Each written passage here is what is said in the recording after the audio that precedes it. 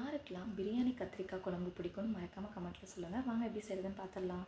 ஒரு பாத்திரத்தில் 50 கிராம் போல் புளி எடுத்து தண்ணி சேர்த்து ஊற வச்சுக்கோங்க. உங்களுக்கு எந்த கத்திரிக்காய் பிடிக்குதோ எடுத்துக்கோங்க. அதை நல்லா கழுவிட்டு இது போல் கீறி எடுத்துக்கலாம்.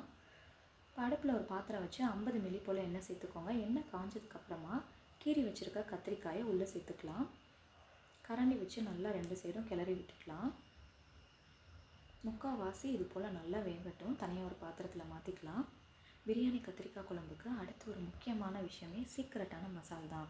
வாங்க அதை எப்படி சீக்ரெட்டாக பண்ணுறதுன்னு பார்த்துடலாம். அடுப்பில் ஒரு பாத்திரம் வச்சுக்கோங்க. 1 டேபிள் ஸ்பூன் வெந்தயம், 3 டேபிள் ஸ்பூன் நிலக்கடலை, 2 டேபிள் ஸ்பூன் வெள்ளை எள் எடுத்துக்கலாம். 5 நிமிஷம் போல் கரண்டியில் இது போல் நல்லா கலந்து விட்டுக்கோங்க. சூடு ஆறினதுக்கப்புறமா மிக்ஸி ஜாரில் மாற்றி குறைப்பாக அரைச்சி எடுத்துக்கோங்க. தண்ணி சேர்க்க வேண்டாம். அடுத்து 5 பல் பூண்டு, 2 துண்டு இஞ்சி அரைச்சி அதையும் இஞ்சி பூண்டு பேஸ்ட் எடுத்துக்கோங்க. பிரியாணி கத்திரிக்காய் குழம்புக்கு தேவையான பொருட்கள் இதோ: கத்திரிக்காய், சீக்ரெட் மசாலா, இஞ்சி பூண்டு பேஸ்ட், 15 சின்ன வெங்காயம் நறுக்குனது, 2 தக்காளி நறுக்குனது. அடுப்பில் ஒரு பாத்திரம் வச்சுக்கலாம். 50 மில்லி போல் எண்ணெய் சேர்த்துக்கோங்க. 1 டேபிள் ஸ்பூன் கடுகு, 1 டேபிள் ஸ்பூன் சீரக மிளகு, நறுக்குன சின்ன வெங்காயம், 1 கொத்து கருவேப்பிலை. இது நல்லா வதங்கட்டும். வதங்கினதுக்கப்புறமா நறுக்கி வச்சுருக்க தக்காளியை உள்ளே சேர்த்துக்கலாம்.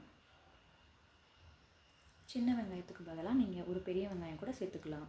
இப்போது அரை டேபிள் ஸ்பூன் போல் கல்லுப்பு சேர்த்துக்கலாம். 5 நிமிஷம் போல் இதை நல்லா வதக்கி விட்டுக்கோங்க. தக்காளி வெங்காயம் நல்லா வதங்கட்டும்.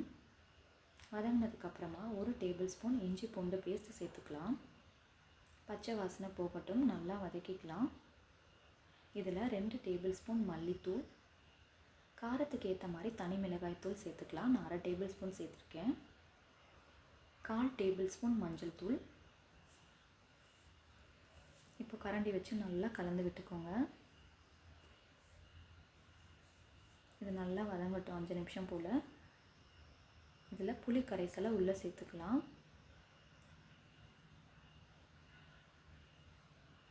இப்போ 10 நிமிஷம் போல் இது நல்லா கொதிஞ்சு வரட்டும். தண்ணியெல்லாம் கொஞ்சம் வற்றினதுக்கப்புறமா அந்த சீக்ரெட் மசாலாவை சீக்ரெட்டாக உள்ளே சேர்த்துக்கலாம்.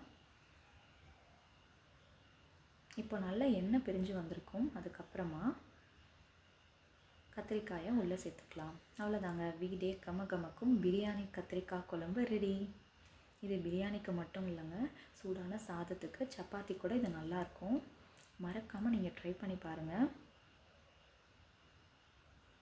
இன்னும் 5 நிமிஷத்தில் பிரியாணி கத்திரிக்காய் குழம்பு ரெடியாக போகுது. இந்த கத்திரிக்காயில் இந்த மசாலா நல்லா இறங்கி வரட்டும். 5 நிமிஷம் போல் இந்த மாதிரி நல்லா கலந்து விட்டுக்கலாம். அவ்வளோதாங்க. இந்த வீடியோ உங்களுக்கு பிடிச்சிருந்துச்சுன்னா மறக்காமல் ஒரு லைக் பண்ணிக்கோங்க. ஃபஸ்ட் டைம் நம்ம சேனலில் பார்க்குறீங்கன்னா ஒரு சப்ஸ்கிரைப் பண்ணிக்கோங்க. தேங்க்யூ ஃபார் வாட்சிங்.